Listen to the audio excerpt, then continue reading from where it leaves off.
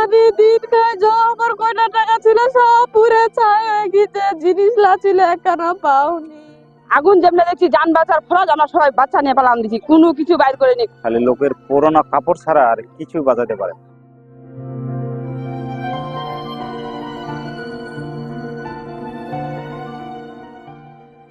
ভাইয়ের যে গরিব চুয়ালাম ছিল পানি না, কিছু নাই, কাপড় চুপড় জেলা পরেছু সব ওলা মানুষের একান সুতাও পাওনি বাইর করিবা।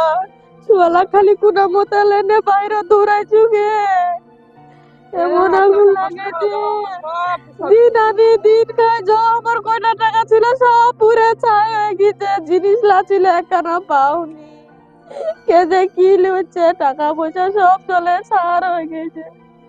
এটা তো আমাদের চাপাপাড়া বলে 3 নম্বর খনগা ইউনিয়নের 2 নম্বর ওয়ার্ড। এই আগুন তো লাগছে কারেন্টের সম্ভবত, একবারে নিঃস্ব হয়ে গেছে।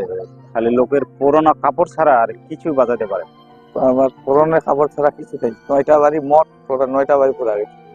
পরনের কাপড় ছাড়া কিছু নেই আমার, কি চাউল ডাল যা টাকা পয়সা সবকিছুই পুরা গেছে।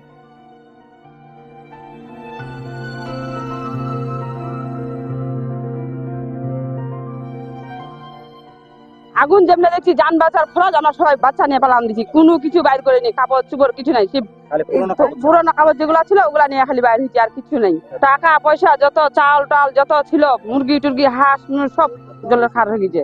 মানুষে বাড়ি কাম করে খাই যাই, জন দে বেড়াই, 2 টাকা জ্বর করি, ছেলেরা বাইরে পাঠাইছি, মানুষে বাড়ি কাজ করে খাই, মিলে ধান কুটি সার সব কিছু শেষ হয়ে গেছে, আর কিছু নাই। এরা 9টা বাড়ি পুরা গেছে, খাওয়া দাওয়া বলতে গেলে কিছু নেই, আর কি খাবে না খাবে কিছু নাই, তারপরে খুব অসহায় বর্তমান হয়ে গেছে।